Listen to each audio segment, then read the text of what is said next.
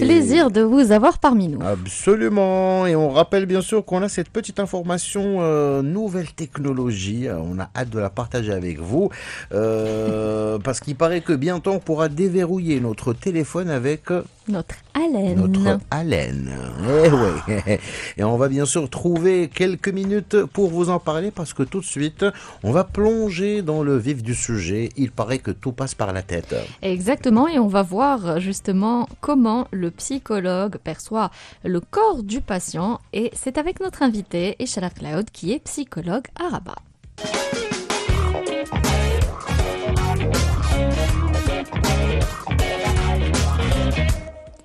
Bonjour Ishraf, Bonjour Saïda. comment ça va? Bonjour Et Hicham. merci encore d'être parmi nous. Et marhaba bik sur Chaîne Inter. C'est moi Inch'Allah. qui vous remercie. Toujours un plaisir de t'accueillir ici au studio et d'échanger avec toi. Surtout que le sujet que tu as choisi pour nous aujourd'hui a interpellé tout le monde Bah, dans l'équipe. Ça concerne tout le monde. Ça concerne tout le monde. Exactement. Alors, quand on parle de corps, chacun a une perception différente du corps. Comment justement le psychologue voit ça? C'est une bonne question. Alors peut-être pour y répondre, je vais commencer par donner quelques définitions Mhm. qui peuvent nous éclaircir un petit peu par la suite le propos. Alors, le corps, traditionnellement, c'est le terrain de la médecine. Mhm. C'est l'objet du médecin. Il arrive, alors, je teins mon portable. Donc, nous avons des comportements que nous pouvons expliquer par des variations hormonales, d'autres par des variations mécaniques ou des dysfonctionnements mécaniques ou fonctionnels du corps. Mais il arrive, comme vous le savez, et votre question le laissait entendre, qu'on se retrouve face à des troubles qui ne font pas partie de ces listes-là.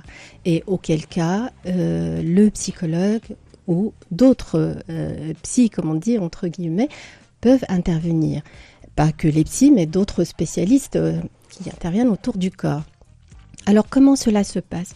Cela se passe en prenant en considération les éléments suivants que je vais essayer de déplier avec vous.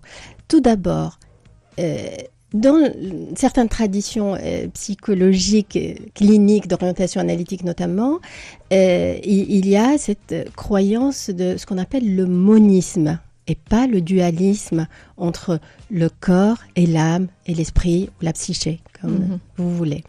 Et donc c'est une vieille tradition qui remonte à Aristote, mais surtout qui a été reprise par le grand philosophe perse musulman Avicenne, qui considère que nous sommes, si vous voulez, pour simplifier, dans les doubles faces du même médaillon. Donc il y a une unité entre le corps et l'âme, entre le corps et la psyché, qui fait que, par moment, un peut exprimer ce que l'autre, il veut dire ou ne parvient pas à dire. Et dans ce contexte-là, il se trouve que le corps ne ment jamais. Ça d'une part. Donc on considère qu'il s'agit d'une je vais l'appeler, oui, pour reprendre autrement la question du monisme, qu'il s'agit de la même chose, pour simplifier pour les auditeurs. Premier élément. Deuxième élément, j'aimerais bien m'arrêter avec vous sur le mot corps. Alors, le mot corps, il m'intéresserait de le reprendre à partir de deux éléments. Le premier, comme voilà, l'étymologie nous laisse entendre corpus, elle vient nous rappeler l'idée de l'organe, chose, organe, l'idée du matériel, quelque chose de matériel. De palpable, quoi. De palpable, de matériel. Et aussi et surtout l'idée de l'unité, un ensemble, ce qui pourrait être entendu dans des expressions comme quand je dis corps et âme, quand je dis perdu, corps et bien, quand je dis le corps de métier, corps électoral, corps médical, etc. Premier élément. Mais dans la langue française, on n'a pas que le mot corps, il y a le mot soma. Et c'est là où on pourrait se rapprocher un petit peu de notre sujet. Le mot soma, en embryologie, l'origine est somato, si vous voulez un peu de terme. c'est pas important. Mais le plus important, c'est qu'en embryologie, si vous voulez, le soma renvoie à ces cellules qui ne sont pas engagées dans la reproduction. Contrairement à d'autres cellules qui ont quand même cette fonction-là. Et à partir de là, le mot soma va avoir des liens avec ce qui a attrait un peu à la mort, à ce qui est périssable, à ce qui ne se renouvelle pas, ne se reproduit pas. Et donc, la communauté psy, souvent, elle ne va pas utiliser toujours le mot corps pour désigner la douleur corporelle. Oui, elle existe, mais il y a comme ça une préférence pour le mot somatique. On parle de la plainte somatique, par exemple. Quand il s'agit d'une douleur dit à quelqu'un, oui, tu somatises. Voilà, je voulais arriver avec vous à ça. Alors, maintenant, j'aimerais bien ouvrir une petite parenthèse quant à la langue arabe. Qui utilise la question, enfin comment elle utilise la question du corps. Vous allez trouver 3 mots. On a le jism, on a le jasad et on a le beden. Alors, le jism renvoie à ce que j'expliquais pour le mot corps. Donc, tout ce qui est objet, c'est-à-dire même la table, c'est un corps, c'est-à-dire qu'il y a des dimensions, les 3 dimensions qui est donné dans le temps et l'espace. C'est un corps, ça peut être la bouteille, la table et puis le corps vivant.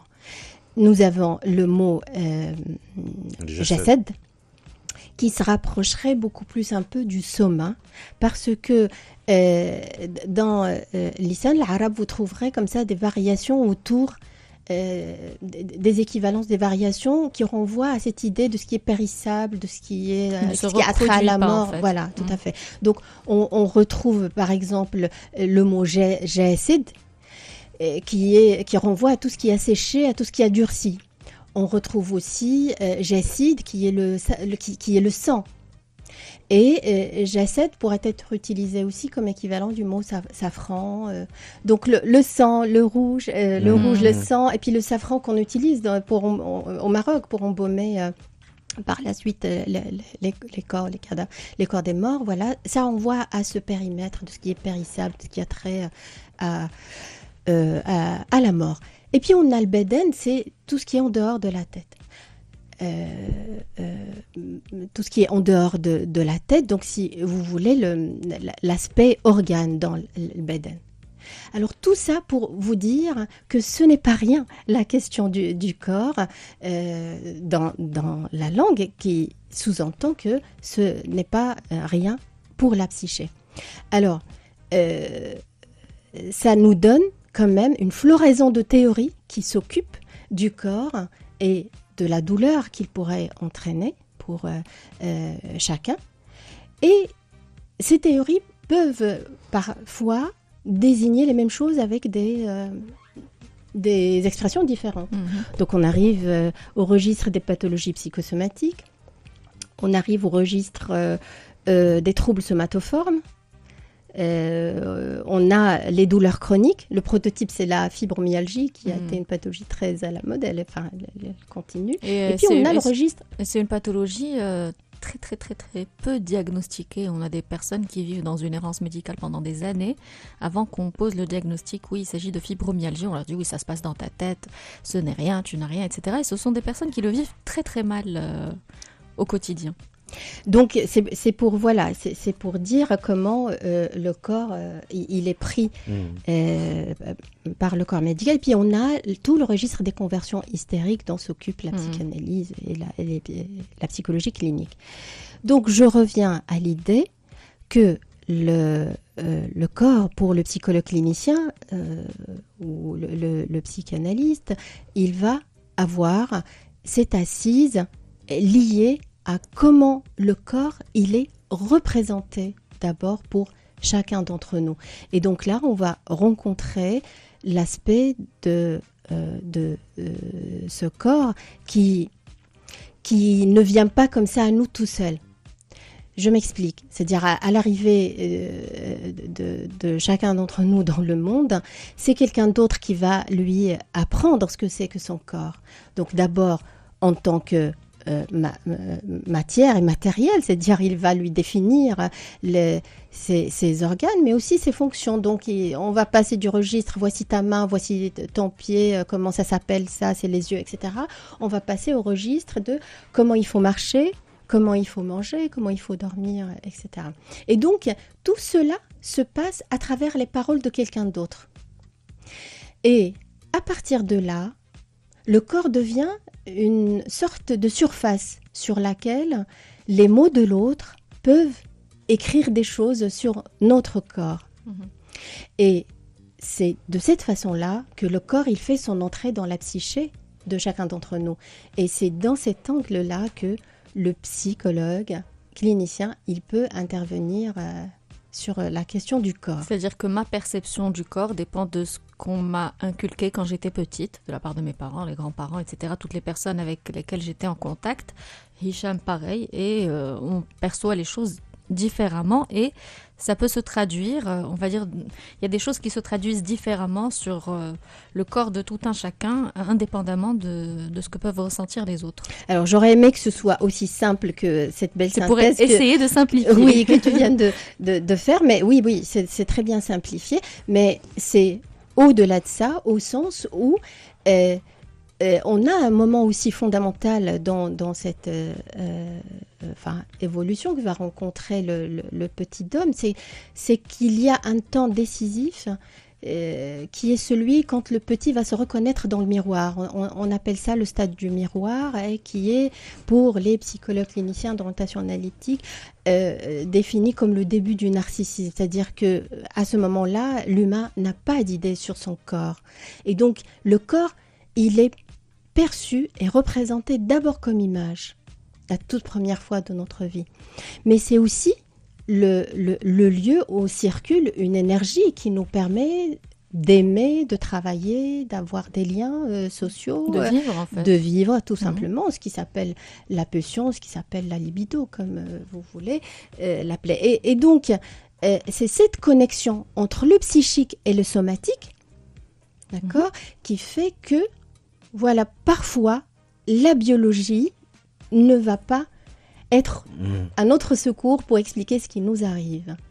Parce que le biologique, lui-même, il est pris dans le psychique, c'est-à-dire dans la parole et dans ce qui a été dit.